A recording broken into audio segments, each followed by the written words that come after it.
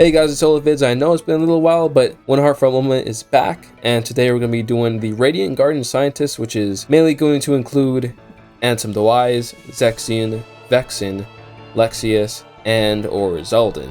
Just like the, Twilight Town kids. I'm doing them all as a group because I think that would work better. If you don't know what this is, basically we all talk about our favorite scenes from, I guess this time, the group of people, or a certain character in the Kingdom Hearts series.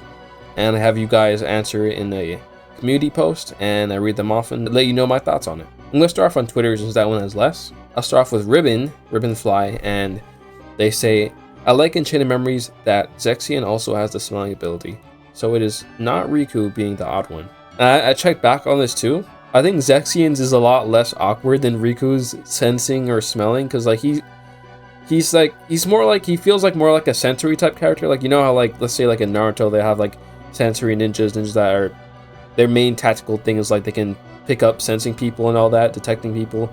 So yes, he says scent, but he's like, I'm picking up their scent, but it's like, it's not like Riku's like, oh yeah, your darkness, it stinks. It's like, it's so, that stench. Like his came off a lot more naturally than Riku's. Riku's just like, oh yeah, yeah, you reek. Like, oh, like he wasn't saying that. He's just like, oh, I think that scent belongs to Riku. I mean, but yeah, he had that ability too. Honestly, I did forget before I went to like go check back on a lot of their scenes. But yeah, it wasn't just Riku doing the smelling thing, it was also Zexion.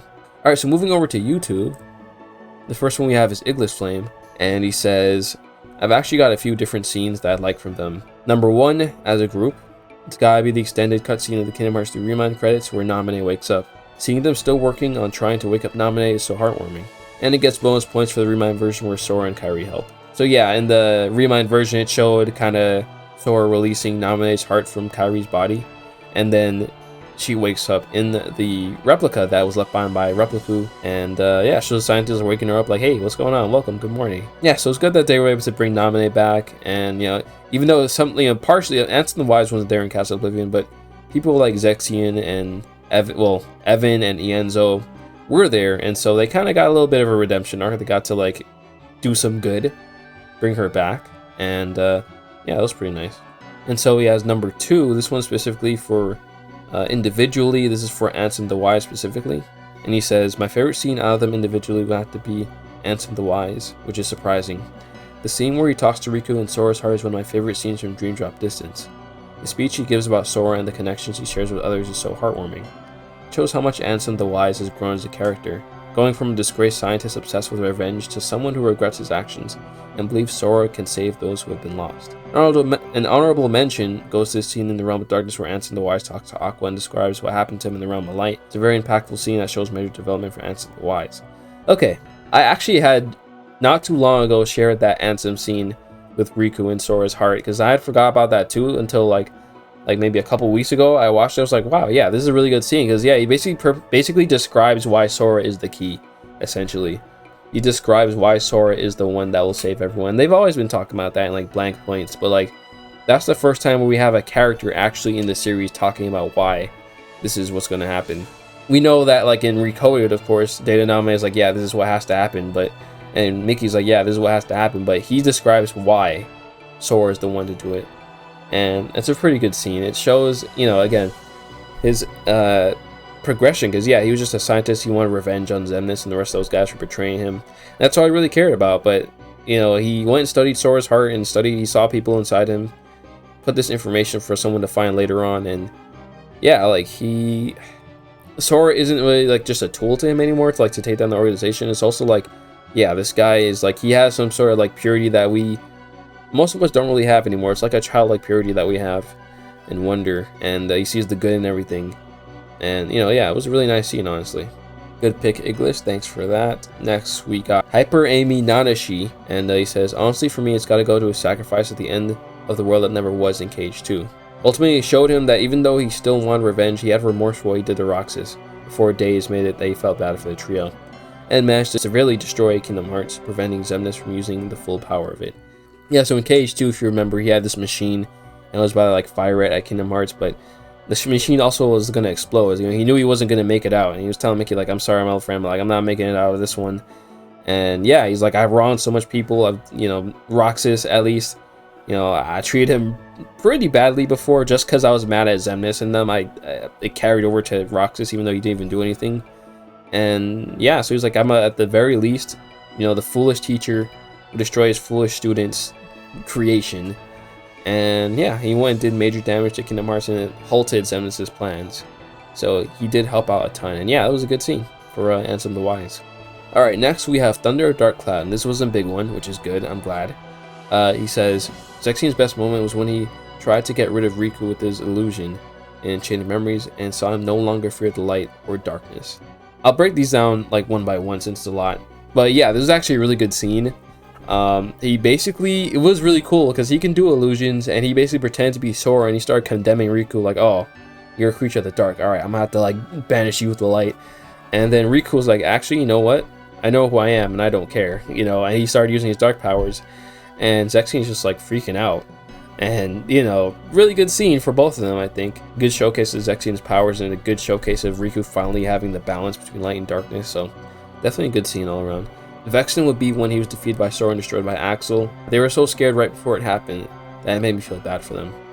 Then again, that happened with most of the organization, but those two were the first time I saw real emotion from the enemies of Kingdom Hearts.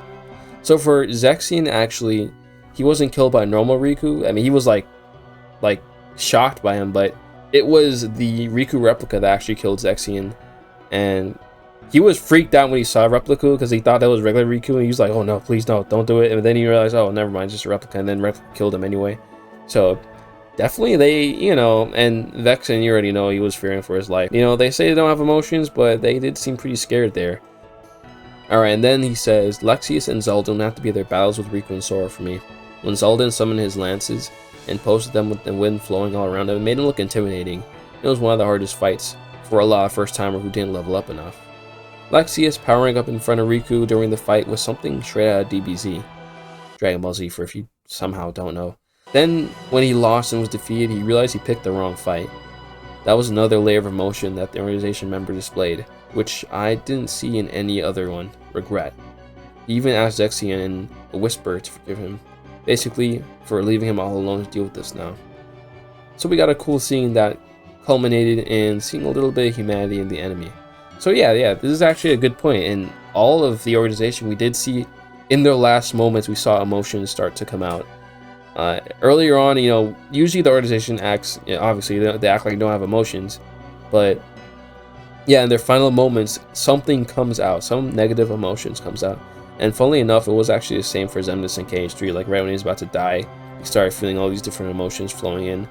So yeah, it's a cool, like, I guess, pattern with them that you noticed. And yeah, Xaldin was pretty cool. It was a cool fight, definitely a hard fight. I mean, Mickey saved me for sure.